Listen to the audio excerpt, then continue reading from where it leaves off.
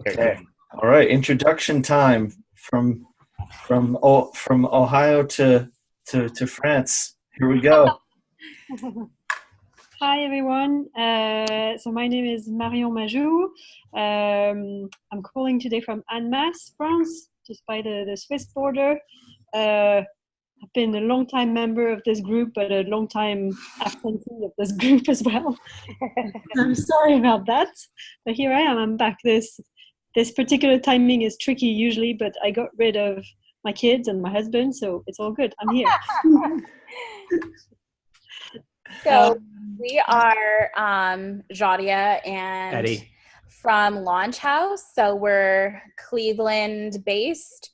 We have, like 13,500 square feet here in a suburb, and also a smaller location, like 800 square feet in Lakewood. Yeah, whatever. So we're also working on a third location that we're hoping will be solidified soon. So I'm the director of operations, and Eddie is the director of communications. So you'll see us together. We work a lot together to kind of team up and make operations and marketing work well together for Launch House. Awesome. Very good. And so just to get kind of a status update, Marion, I'll start with you. What's the latest? What's going on? What's been happening in your world? What's next? Right. So I didn't even mention co-working. Just like getting together with friends. Didn't feel like mentioning what I do for a living. So I've been running Entrelac now for nearly 4 years. It will be 4 years in September.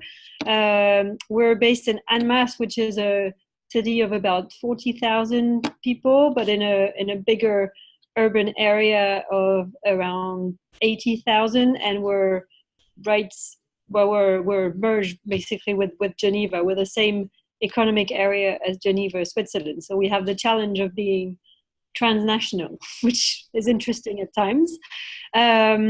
So for the last 3 years, we've been sharing premises with a local incubator, and we're about to break free, which is one of the reasons why I've been absent from this group for a long time. We've been looking at both new premises, but also trying to find ways to keep in touch with the incubator, because we were actively involved in it and had a contractual relationship with it. And we're very happy because we found new premises just one floor below where we are. So we're separating, but we're not going so far away that we can't keep in touch.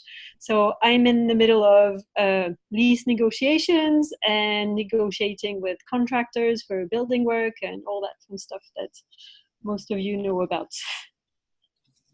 And yeah, the challenges are around developing our offer further, because one of the new services we'll be offering are around private offices. Up until now, we've always had just one big open plan office. So we'd like to offer private offices. We've been offering for the past month or so an office dedicated to coaching and various therapies. So we have a massage table available, that sort of stuff, and it's going well. And one of the challenges is making sure people don't just come for this facility, but also get involved in the community. So sometimes it's a bit tricky to get them to understand that. So yeah, that's a big part of my plate right now. And because all these things usually happen at the same time, I'm getting asked for my involvement in other locations nearby. So as a consultant or as a potential operator. So yeah, I'm having lots of internal questions on which position I should be having in those discussions. So yeah. Wow! Congratulations. That's so much. It's very exciting, Marion. Yeah. All right. So we have a lot to discuss, and I'm sure we could come back and kind of dive into some of the specifics. So that's great. And I see we've got Christy joining. So Christy, if you're online, if you're able to say hello, give us a shout. Otherwise, we'll have you introduce yourself after Jaria and Ed. So, Jaria, do you want to just say a quick update on what the latest is and what's next for you? Yeah, so we've still been having some struggles. Hi. We've still been having some struggles with our location that we were telling you guys about, that we were going to take out our partner for tacos. And so the issues, some of them are solved, some of them are not, and some of the ones that aren't are pretty big still the office situation. So the landlord in that building didn't want to allow us to sublease offices. He kind of just wanted us to help him be full himself. So he's actually taken some of our tenants who we were waiting for offices for and put them into offices himself. So we brought them into the building. They've been in our space. He's gone and talked to them and offered them offices. So that kind of sucks. And we're trying to figure that situation out, because offices are some of our biggest revenue generators, and we just can't do without them. So we're trying to figure that out. And then the other one is we think we are closing on a third location, which is actually already an established co-working space here in Cleveland. And they are owned by a property company that has been trying to also run the co-working space. And they just realized that they can't and don't want to. So they have approached us because of a relationship that we had already been building with the person who runs it. They approached us and asked if we could go ahead and take over their co-working. So that's kind of exciting. It's a gorgeous building, gorgeous location. So we're really excited about doing that. We're just trying to make the financials work for us and make sense. So I would say that's our two biggest updates. Good update. Yeah, that's a big update, and definitely want to dive into that situation with the landlord more and see how we can get you into a better situation as efficiently as possible, because that sounds like it could be kind of sticky. Sorry to hear about that. But I'm excited about this other location possibility. So that sounds like it could help take a bad taste out of your mouth and put a better taste in. So that's good. Event like in partnership with that co-working space. We didn't announce yet because we want to meet their members first, have them ask us questions, like a meet and greet thing, before we tell everyone. But that event went so well, and so many people we met were like, oh, you're Launch House, and they've been wanting to come to us, but we're so far on the other side of town that they picked this co-working space. So we're excited. Like, a lot of their members already know us and like us, so I think it'll be an easy transition. Awesome. Okay. Well, yeah, I like the contrast. Maybe at some point down the road, you will be in a situation where you're working with people that you feel a better alignment with, and not with people that you don't. So might take us a little time to get there. Yeah. Cool. And Christy, how are things going in your world? What's happened recently? Where are things going from here for you? Wow, a lot has happened. Things are going very well. Oh, before we do that, remind us where you are and kind of just a little bit about you, just so that everyone else is up to speed. Yeah, I'm sorry. So Christy Alexander, even though it says GM Bruno, I don't know how to change that, but Christy Alexander, and I own WorkSmart, located in upstate New York, a little town called Glens Falls. And so we've officially been open 6 weeks now. And we have a lot going on. There's a lot of exciting stuff going on, and it's been keeping me very busy. So we had our launch party and ribbon cutting last Thursday afternoon, and we had a really great turnout. Let's see, where are we at now? I have 3 coworkers in the space and 2 others joining soon. So I don't know. What questions do you have? What do you want to know? What's on your mind as far as next steps? Well, I have a list of next steps right now. I am struggling. First of all, building the co-working community. That's priority. Secondarily, I'm struggling to connect with the mayor and the gentleman who is the president of the economic development in the area, and just kind of wanting to get before them and say, here we are, and just kind of trying to build a bridge to the resources that they have available and the coworkers in this space. So yeah, that's a good starting point. Yeah, okay. I recently was able to engage with a number of individuals from the local college here. It's SUNY Adirondack, a local community college. So that's exciting. They've got some programs. They just built a whole large new business resource center, and they've got Center for Entrepreneurship and Continuing Education going on in there.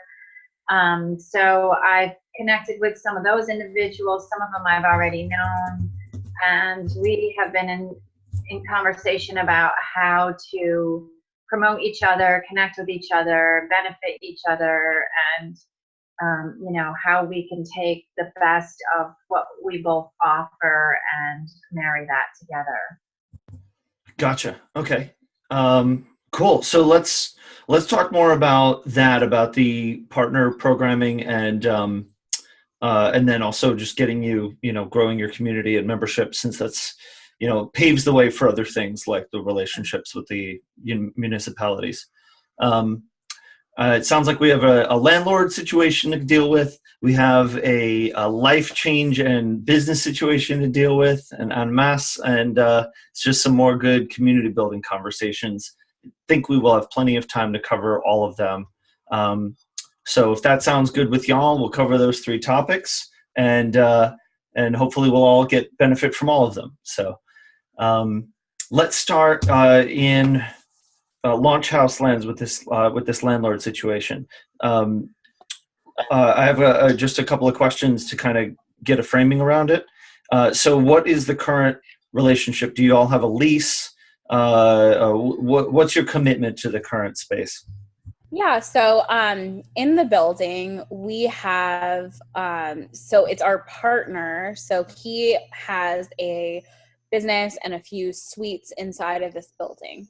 And so he decided to lease this room where our co-working space would go. So the lease is between our partner and the landlord.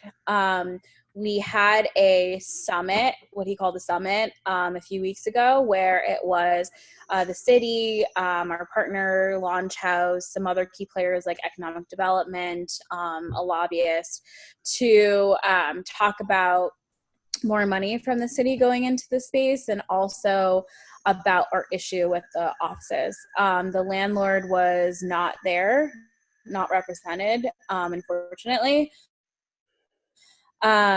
So the conversation really has been between our partner and the landlord. We had talked to the landlord before, told him about our model and like why we needed the offices and what that relationship would look like. And so there's 2 people. So there's a manager and I think the person who owns the building. And so it was the manager, and he relayed all of this to the person who owns the building. They decided they weren't going to give us the offices we were looking for. So this has been an ongoing conversation really since we started there a few months ago. So it's been kind of a lingering issue between, I don't think the landlord truly gets the co-working model and why we can't just help him fill the space instead of paying him, subleasing the offices and making a profit off of it. I think he thinks he can fill the building on his own. But unfortunately, the 3 offices that he's filled have come directly from our space. Because we said that we were going to have offices, we don't have them yet, and kind of promising these people offices, they're getting antsy and they're going to look for other spaces. So unfortunately, that space is just right upstairs because the landlord has talked to them. So that's where the relationship is right now. Gotcha. So do you see a relationship with this landlord as being something that can be viable or can be made to be viable, or is it looking like this is just not going to work? So we've been kind of split on that. So our partner already has his whole business in that building and is expanding it. So he keeps wanting to make that relationship work, and I think he possibly could because he has a great relationship with them. But we just haven't seen the fruits of that yet. And we're now Launch House is getting kind of antsy, like we need to do something about it. We had a realtor who actually is in the same like office park as us, who has bought a building near our location on the west side. And so he showed it to us and told us kind of his vision on it. And he seems like a much better partner to go into this with, because he understands the whole co-working thing. So our issue is we want to keep our partner, but he's in that building with the landlord. So if it doesn't work out, I'm not really 100% sure what he's going to do. If he wants to still partner with us, even if it's in a different building, or if we have to go it alone. Okay, this is complicated. Yeah. Sorry, Mr. In terms of your own needs, like the company, because you've got this partner, the partner and the landlord, and they're kind of doing their thing. How does all this come back to you, to Launch House? Because it sounds like, well, you know, obviously we have to think about like what the numbers are and how it all adds up, but at the end of the day, like, what's this costing you? What could this be making you? Like, what's the, I guess let's start with what is it costing you? Are you paying rent? Are you losing money on this deal? Is it taking up overhead? Give me a sense of what that is. Yeah, so I guess I should talk about how this partnership is working. So basically, our partner answered an RFP from the city to be the entrepreneur in residence. And so part of his contract is that he's doing this co-working space with us, Launch House, and with a brand called Startup Lakewood, which we're also just kind of running. So it already existed. It didn't have a location. I'm now incorporating their programming within ours. And then our partner's kind of running the social media for them. So the three of us are in this whole RFP entrepreneur in residence thing together. So that's kind of how it's set up. In terms of payment, what we decided to do is our partner who gets sponsorships, we would get 15% on sponsorships, 15% on 85% sponsorships on memberships, and then we would then handle all the memberships. We would then handle all the memberships and give him 15% of that. As far as expenses, we thought we were splitting them 50-50, but he's kind of said, don't worry about anything besides helping with food and things like that. We were supposed to be paying rent, but I don't think we are.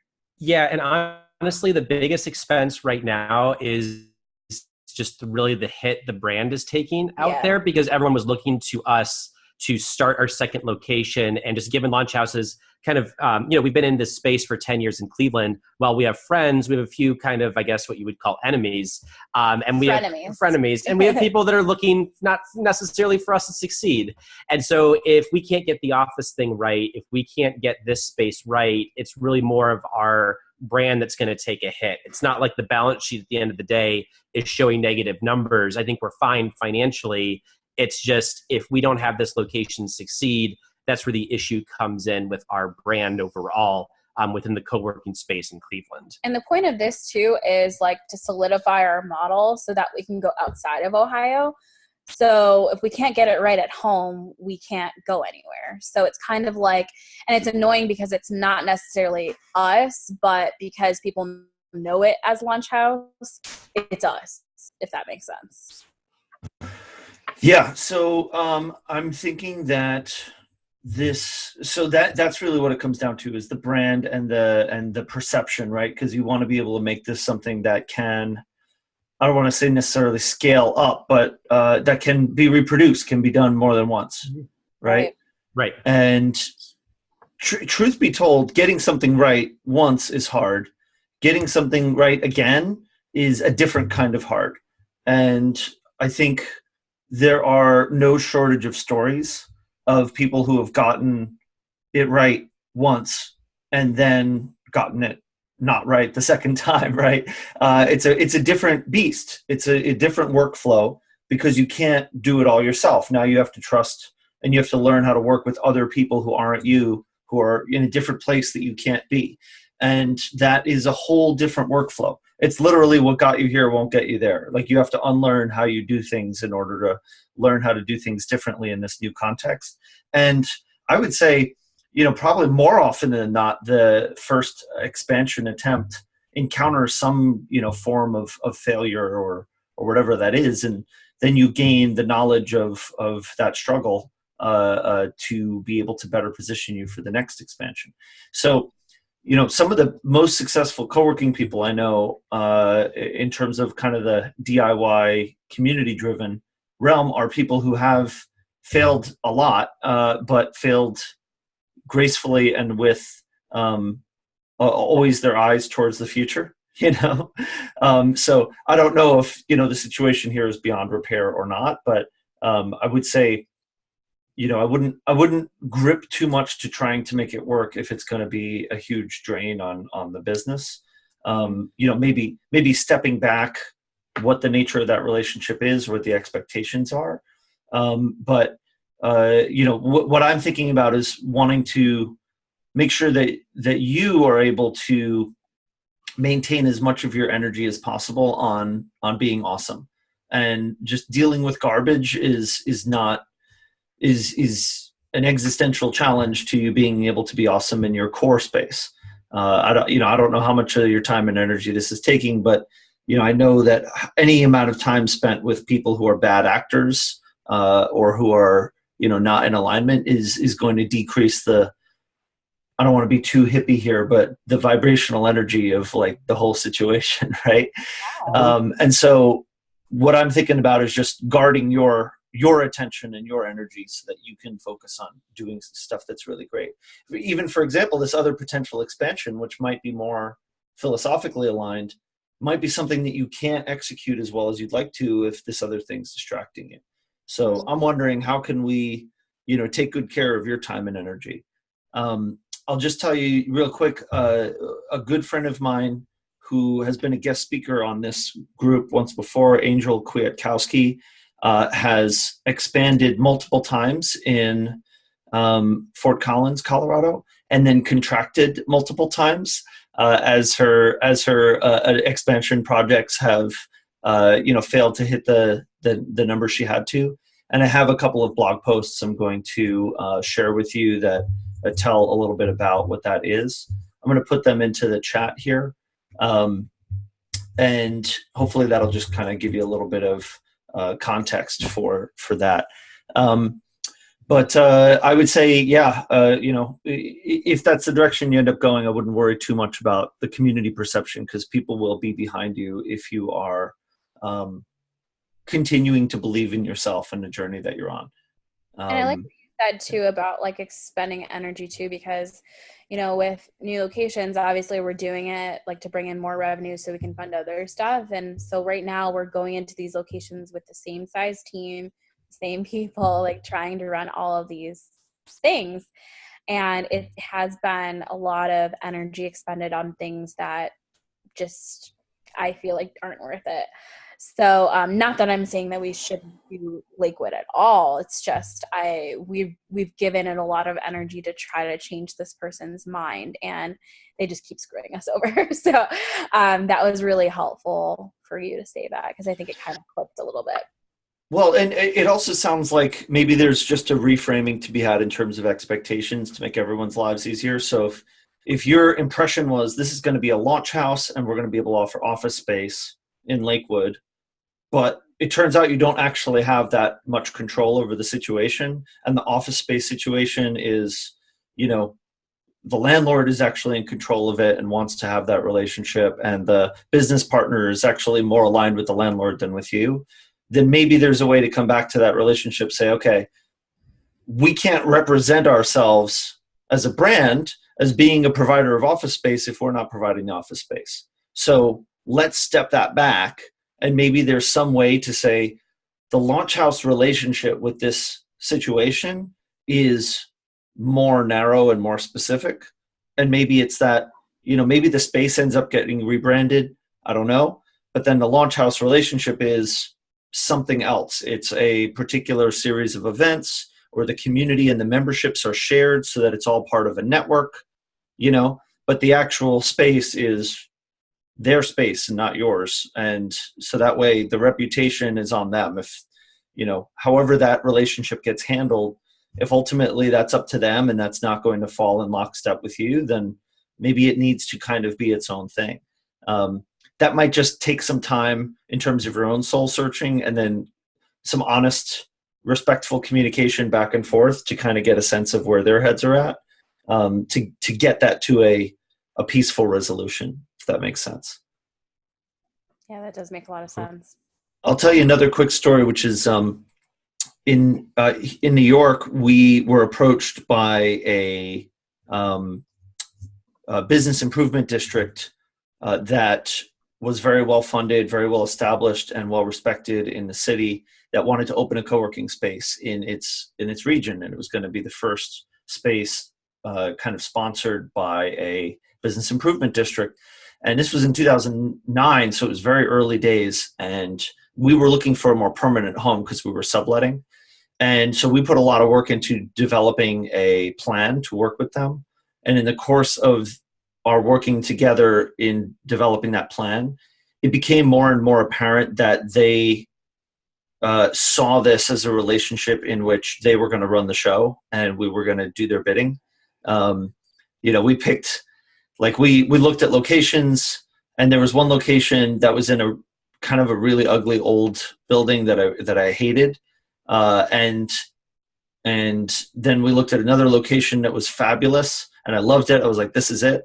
And then some time passed and they were basically like, well, the board got together and the guy who owns the ugly building is on the board and he really wants it in his building. So we're going to do it in his building. It was like, and we're going to change the brand. It's going to be called this instead of that. And we're like, we see the writing on the wall here, and we were going to move our space into this location. This was going to be our home. And at some point it just became apparent that we were going to, really be subservient to these guys, and they were just going a different direction. So I still remember it was very difficult, but I called them up and I said, look, I think we should change this up. I think you guys should run it and we should help you run it. And we should consult you and help make it happen. And, they weren't happy about that, but I think they agreed. And so we turned that into a consulting relationship. They ended up paying us a fair sum of money to help them finish the project.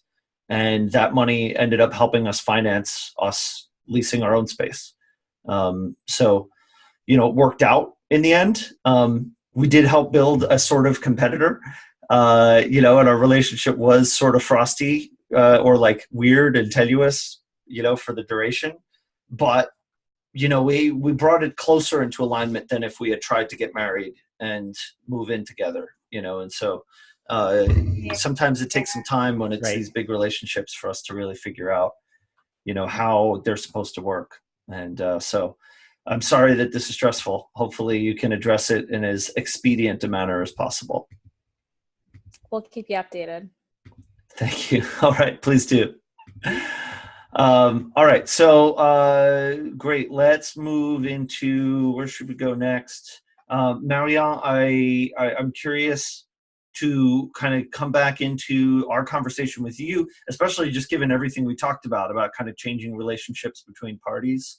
Have you got any kind of fresh reflections since you last spoke up 20 minutes ago? And any kind of questions as to where we should kind of take the discussion from here? Yes, no, it's just to jump in on the previous discussion. I totally sympathize with your situation, because I gave you the end of our story, but there have been a few episodes, and at times we thought we're never going to make this work.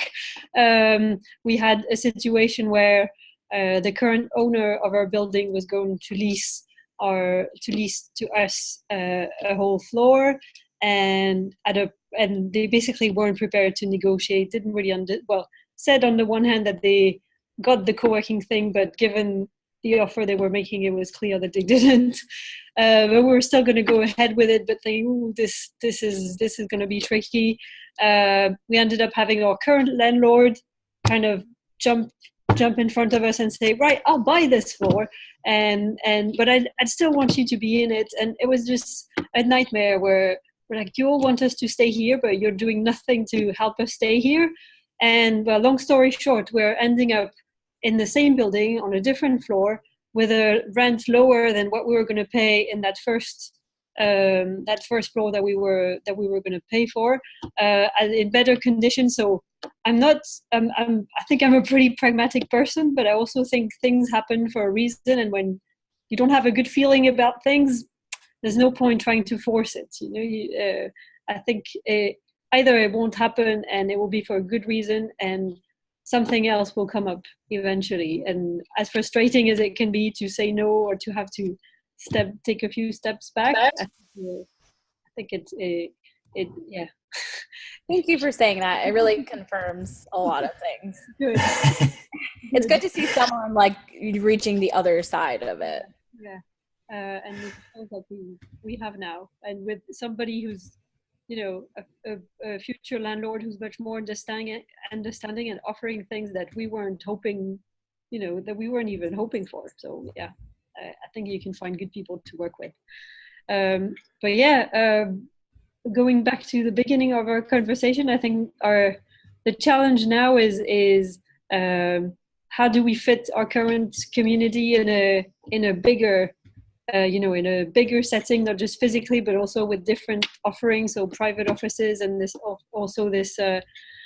new coaching, alternative therapies type place. And how do we make sure that those people come for the place, but also come for the community? So that's one of my bigger challenge. And I'm getting help. I'm getting external help, because up until now I've been running this show on my own, and I just can't do this anymore.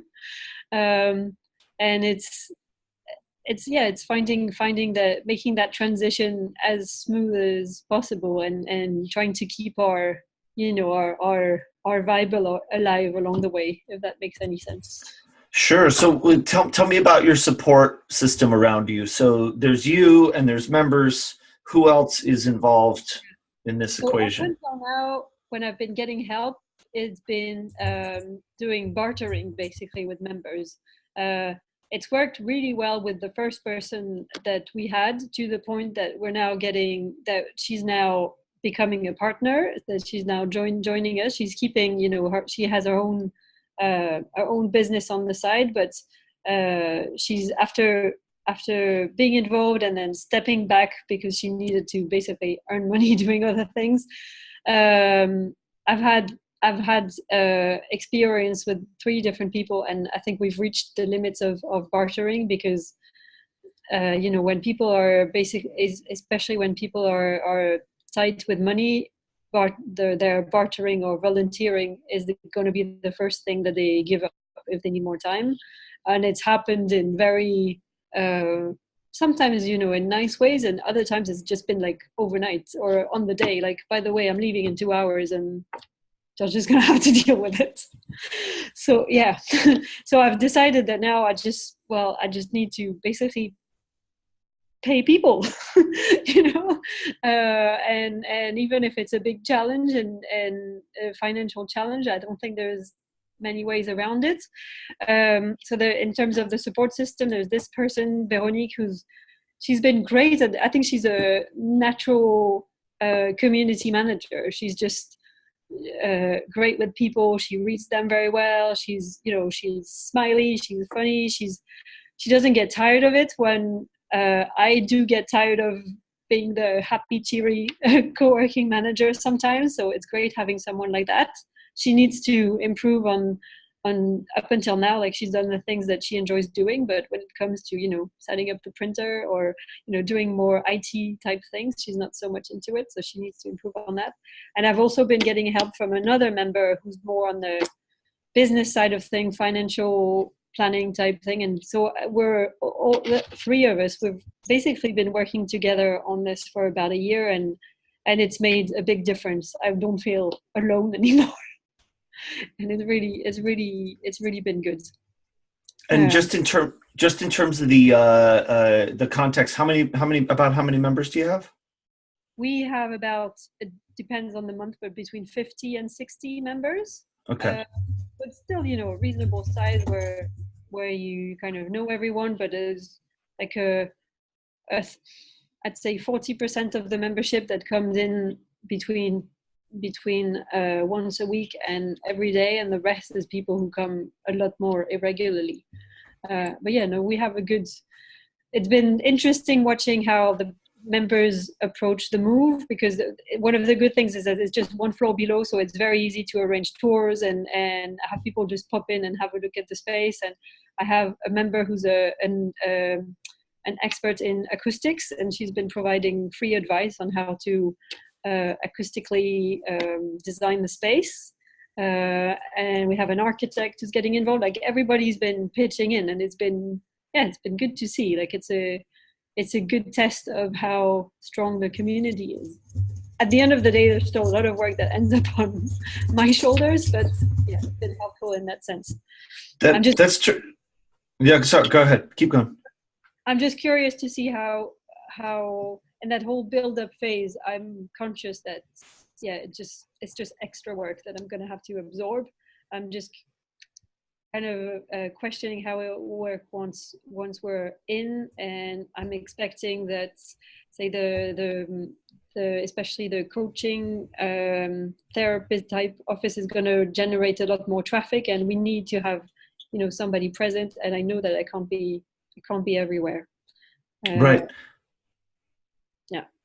Yeah. Okay. So I'll just reflect first, and I think this is really relevant to everybody on the call. Something that you're doing right, which is you're involving the community, you're inviting them to help you in every way that they can. You've mentioned a few members who are fulfilling particular specific kind of responsibilities, since you can't do it all on your own. And what's nice about that is that it creates a stronger perception amongst everyone else in the community that this is a mutual effort and not just something that you are providing as the business owner. And so that helps to create a better sense that, you know, everybody is in on this and we're all helping each other. So I think that's important. And I would think that what we can do to build on that is to continue to tell that story and to continue to create constructs that will help you to relieve the pressure that's on you in the ways that you need it to. So have you ever run anything like a town hall, or like a kind of an all hands on deck, like member meeting, anything like that? Yeah. We did that last year. We did that in a slightly more broken down way this year. Like, every year we do a survey of a membership survey where we ask people, you know, basically what they get out of being a member of Entrelacs. So that meeting is a way to share the findings and also to think about next steps. This year we didn't do it in as in everybody in a room type thing. It's been more taking tours of the new space and getting people's feedback on Gotcha. smaller groups. Well, because what I'm thinking is when you're facing major changes in your community, it tends to be a time when gathering people to give updates and to solicit support is a particularly valuable thing to do. And Jaudia, I'm thinking about your situation as well, that it may help to convene the members, to update them on the status of how things are going, to even invite other people who are, Marianne, more particularly in your situation, the other members who are contributing to the project to offer their own updates. And then for you to offer up a little vulnerability and transparency around what it is that you are looking to address next, so that people can be deputized to help you fill in those gaps. So essentially, and these can be like mini town halls, because it could be that you do this once a month for the next, few months, just to, really, really focus on this transition. but then in creating those invitations, people can know what it is that you most need help with, and be invited to support you in that process. And then with the other areas that you don't have direct expertise in, or that you need to find new leadership to emerge in, you can specifically ask members, do you know people in these worlds who might be interested to join this meeting and sit in on it and listen to what is going on, so that you can start to create relationships with other people that you're going to need on the other side of this situation. But let's start making friends with people in that world and building trust and relationships with those people now, so that even if they're just a friend of a friend who's listening in on a meeting, that person might then one day become a prospective collaborator, or they might introduce you to the person who ends up becoming that collaborator, something along those lines. And then kind of the standard operating procedure, which is who, if you make a list, who can we identify as the kinds of people that you want to connect with, who could help fill in those blanks, and what are all of the ways that you can connect with those people, whether personal contacts, mutual friend introductions, things like that, so that you can just have more relationships that might be able to lighten your load. Does that sound helpful, or does it sound like I'm loading you up with too much work? No, I think it's helpful in the sense that it would help me structure things, because I'm having those conversations with people, but on an individual basis. So, with people just coming in, so how are they going with the expansion project? And so I'm basically having to repeat myself with people, and so A, it's not very efficient, and B, it doesn't build those relationships between members. So yeah, it's a good point, and it doesn't have to be a big all singing, all dancing event. It's a vulnerability. Sorry, what was that? Although we will have that eventually. Yeah, of course, you got to have that. Vulnerability is a tricky thing to get right. You don't want to pretend like everything's perfect, because then you just take on all of the challenges yourself. Yeah. But you don't want to come off as weak either. And so it's a practice, and you can expect to get it not perfectly right all the time. But I would say that most businesses try too hard to not be vulnerable and suffer as a result. So it doesn't hurt to dabble in it. The members have heard me moan. There's no problem about that. My challenge is moaning less and, seeing the glass half full, because I think when you're in a project like that and you're going, it's one thing after the other, you're just like, oh. And I think it's one of the great things about co-working. I don't think many economic activities, there are that many activities where you can be as transparent with what are people who are essentially your clients. You don't have to put on the show. There you can actually say, actually it's going really bad today. What else might help is if you're able to kind of frame the challenges as being smaller than you and the project. So if you say, okay, we're going to make this happen, I am supremely confident in that, because I know that I'm capable of doing that. I've got enough experience that I believe in that. And so I'm not worried about it.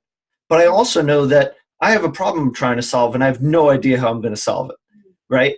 And those are two things that can coexist. To say, okay, next thing on my plate is we need $10,000 by next Friday. I'm not sure how we're going to do that.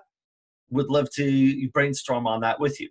I'm certain we're going to figure it out.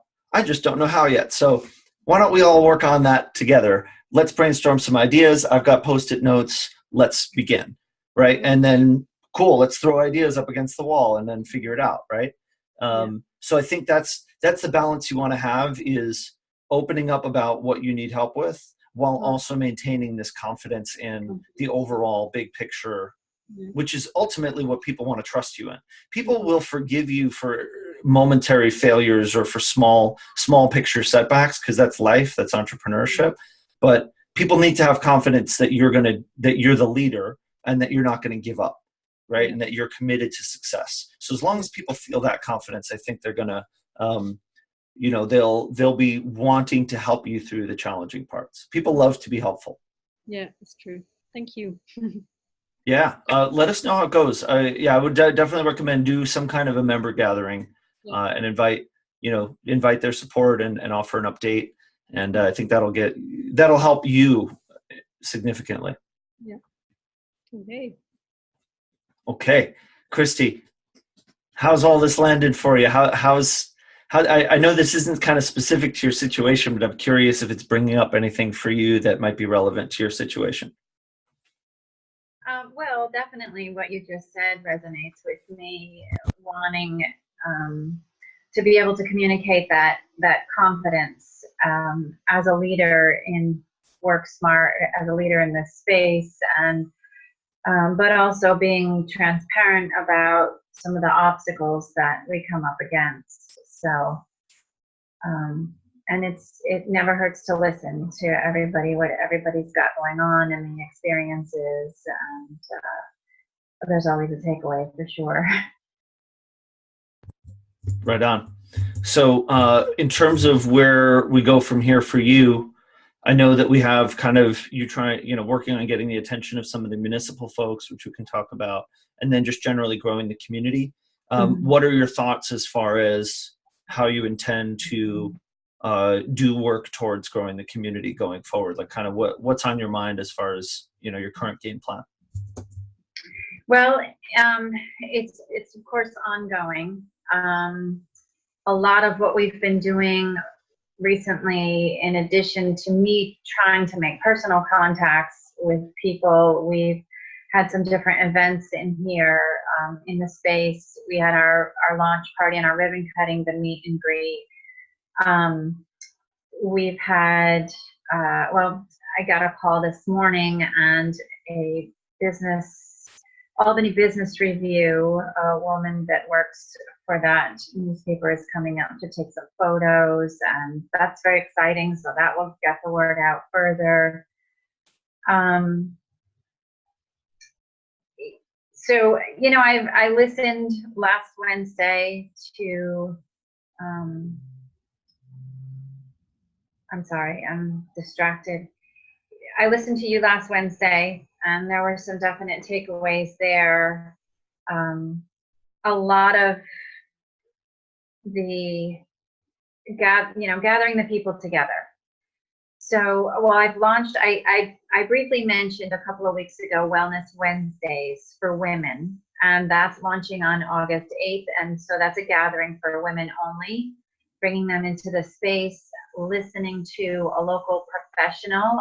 The first individual that is coming is a woman who owns a financial planning service, and she's going to basically talk to us about financial planning and debt and how that contributes to our overall wellness. Then we're going to have a light breakfast and meet together to co-work for the remainder of the day. Wanting to provide that experience for women so they see what it's like to come in and co-work together, because it's still a fairly new concept in this area. And from the launch party, I've noticed that people are struggling to grasp what exactly co-working is, and a lot of people are still hung up on the space rental. You rent desks, and I'm constantly communicating that community building aspect to them. So, hopefully for women that will be beneficial. And again, just making personal contacts from time to time with people that I know could benefit from being in the space, typically work from home. And so that's where that's at, and where it continues to move forward. Gotcha. Okay. Well, I'm glad that you got some programming coming up, and I like that you're kind of focusing in on the kind of women-focused business-related programming. So that's cool. I guess what I'm wondering is, to what extent do you have additional ability to do more kind of community building and face-to-face, relationship building and fostering and things like that? Do you think that you have more in you to be able to work on things like that? I do. I have to say, I struggle to know exactly where those efforts should be focused. I've been approached by some individuals. There are 3 BNI chapters in our area, And then there's another individual that has a women's only group that's very similar to a BNI. They're extremely expensive. And I don't know if you're familiar with them, but they're all referral based. So you meet with the group, and the one group that I did meet with, really great, energetic people first thing in the morning, lots of fun, lots of joking and lightheartedness, but it's all referral based. So in order for them to refer somebody to you, or to refer your business to those people, you have to be a member. And we're talking 1,500 plus a year to be part of those groups. So, and I have to tell you, this is very exciting. So on that note, I struggle to primarily, I don't feel like that's a good investment of my finances, to be part of these exclusive groups. I tend to focus my efforts on more organic kinds of connections with people, and meeting individuals face to face. Or for instance, we have a group of web designers who meet. I stumbled upon this group, and they meet every month, and they fluctuate between coffee with creatives and cocktails with creatives. And so this month in August, it's the coffee month. And so I had reached out to the individual that organizes that. She actually works like 5 doors away from me in a web design business.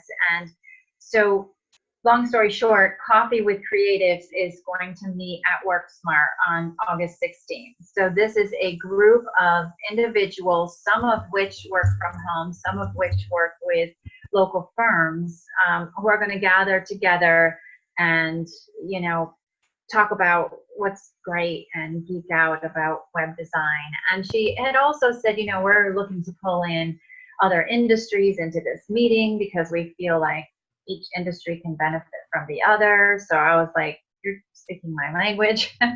So stuff like that. So uncovering those groups and pulling them in here saying, hey, can I host you? Can I provide you coffee? And they actually have a relationship with the coffee roaster business across the street and is asking them to supply the coffee. So I have actually gone over there to try to form a relationship, much like you did with the pizza shop, with them. So this might open a door for that for the members here. But so that's the kind of thing that I'm doing and that I prefer to focus my efforts on. Yeah, I love that. Oh yeah, Mariam, go for it.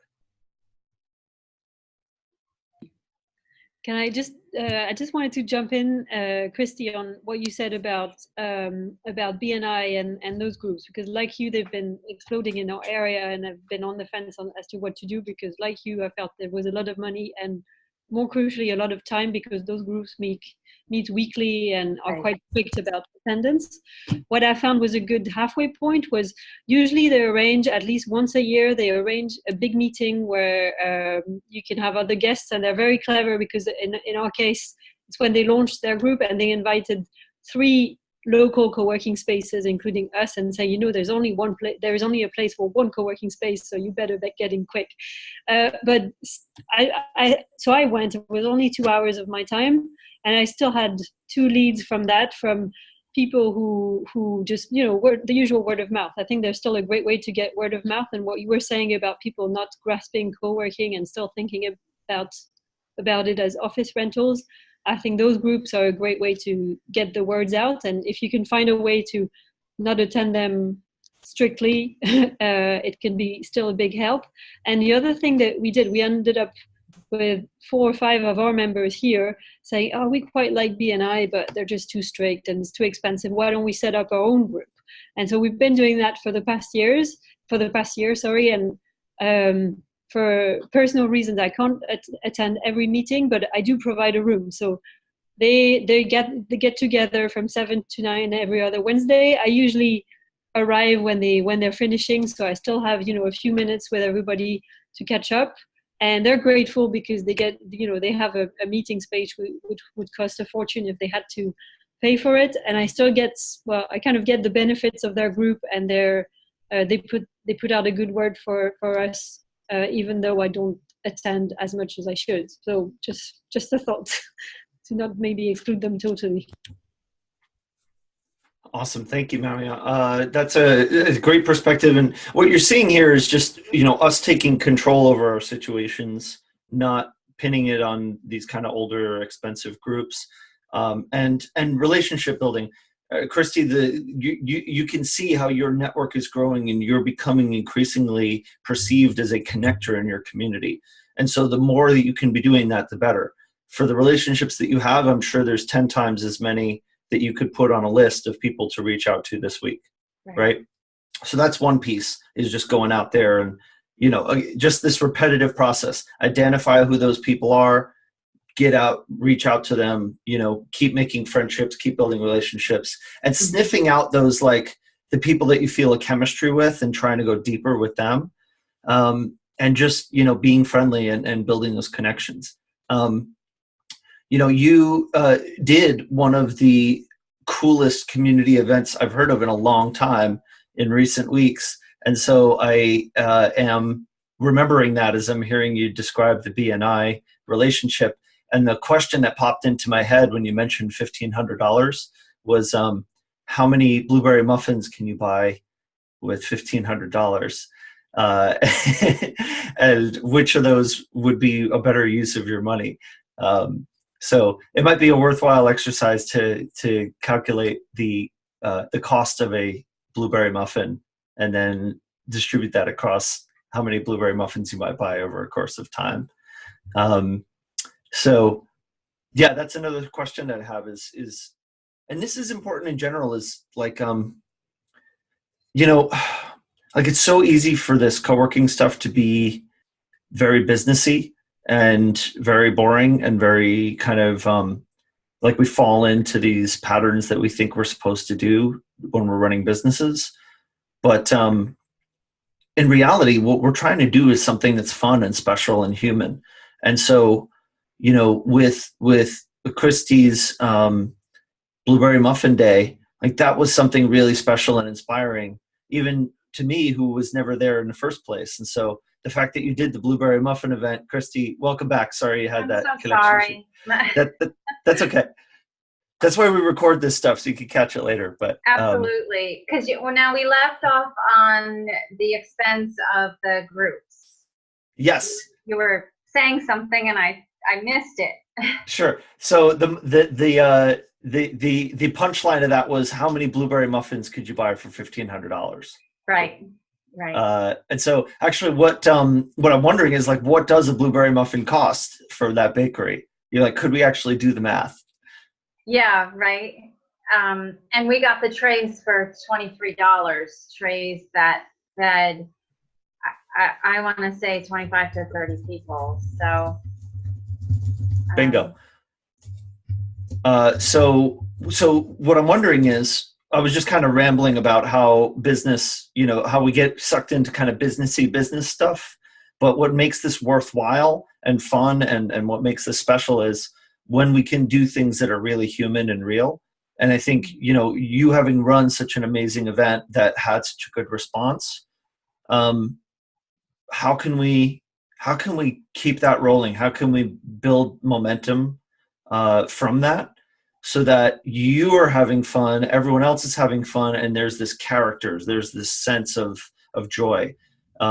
Indy Hall in Philadelphia, which has so many great examples, they had a kind of like a baking group. There were a couple of people in the space who were big into baking stuff, and they had whatever it was, Cookie Wednesday, or like whatever their thing was, but it became the most exciting day of the week, and everyone was looking forward to what the next flavor was going to be. And I mean, it created it sounds silly. It sounds silly because it's so simple, and so, like, it's simple. It's cookies. Like, that's your marketing strategy, is cookies. Like, yes, people love cookies.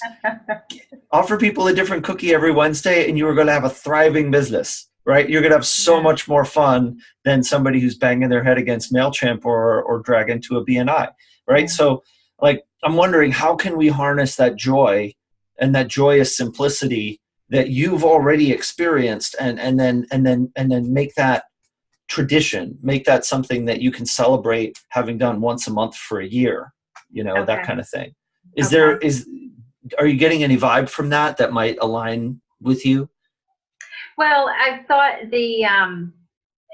people were like, are you kidding me? There's a National Blueberry Muffin Day. How do you even know there's a National Blueberry Muffin Day? And I said, well, there's a calendar. There's a national day of something all the time, and it's so much fun. And, it took people through, and there is a National Chocolate Frosting Day. And, What? So I thought maybe every month I should pick on national and just go with that, So Yeah. different stuff Yes. like that. I mean, I used to be a preschool teacher, so I can come up with fun stuff that, grabs people's attention. And that's the kind of stuff that brings me a lot of joy. And then it brings people in, and you connect, and everybody's happy and got energy and got their cookies or their muffins. And What's even, yes, Christy, yes, 100,000% yes. You've got me so excited. And wouldn't it be fun if other spaces in our group did the same thing? Where we all kind of coordinated our celebrations of these days? We did National Donut Day when it happened, I think, last month, and got a whole bunch of different donuts to try. And it was seriously like people just continued to talk about it. And you're right. There's a whole calendar of these little like silly days. National Ice Cream Day the other day, National Coffee Day, all that kind of stuff. And it's just so nice to celebrate something so little together, and for it to really build the community. Like, what donut do you have? Like, having donuts, and people can, try a lot of different flavors and share. And it's nice to just have something so simple like that. Yeah. You guys, my mind is getting blown. I've got the calendar in front of me. Are you ready for August? August 1st. August 1st, National Raspberry Cream Pie Day. August 2nd, National Ice Cream Sandwich Day. Oh, there's a good one. August 3rd, National Watermelon Day. Wow. August 4th, National Chocolate Chip Cookie Day. Every day. Yeah. Raspberries Day, Frozen Custard Day, Root Beer Float Day, Oyster Day, Rice Pudding Day, S'mores Day. Nuts Day. Did you see that? What?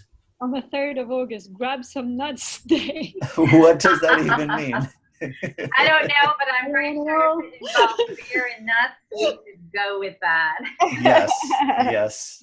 That is absolutely hilarious. This is so much fun. Another thought too is, there's a lot of different charitable organizations that have their national days or national celebrations, and you could choose something like that to grab somebody that's very passionate about one of those organizations and ask them to come and help showcase and highlight it, and or somebody in your space. I think you might have even mentioned this, Tony, just, but be passionate about what your people are passionate about, and help to be a voice for them, and be a cheerleader for them. And, that gets others to that just excitement builds in people. It's catchy. People get so much more excited about a gathering when there's a purpose behind it and it's meaningful and people can, learn or contribute. That's terrific. And it's a way to involve the members to say, hey, what's the cause that we should feature for August? And it's not a lot of work, and you can get into a habit of doing this because you're going to be running the space for a long time. Right. And you want to have a medium level event that happens once a month. Right. And if that, we don't want it always just to be about consuming sugar products. So it is nice if we can add some layer of purpose to it as well. So I love it. I love it. I want, if you pick something to feature for August, please tell the group and invite them to organize the same event in their cities. And let's have a whole bunch of ice cream sandwich days or something like that. That's fun. Let's get members and make money and have lots of fun and build community and relationships and enjoy it. Can we do that? That sounds like a great idea. And let's not let bad landlords get us down. Right. I just heard Eddie yell an expletive because we got another email that he took another one. So a lot of confirmation on this call. So thank you guys so much for your input. We have too many ice cream sandwich parties to throw to deal with landlords and stuff right. like that. So. You're totally right. All right, y'all. It has been an absolute pleasure to spend this last hour with you. I'm so excited for where everything's headed. Please keep us posted on how things are going in the online discussion. Christy, I'm counting on you to lead us in our New Work Cities Organizers Club coordinated celebration for August. Okay. All right, then. Sounds good to me. You've been officially deputized. Okay. Thank you so much, everybody. Have a wonderful week. Keep being awesome. I'll see you next week. Bye. Bye. All right. Thank you. Bye.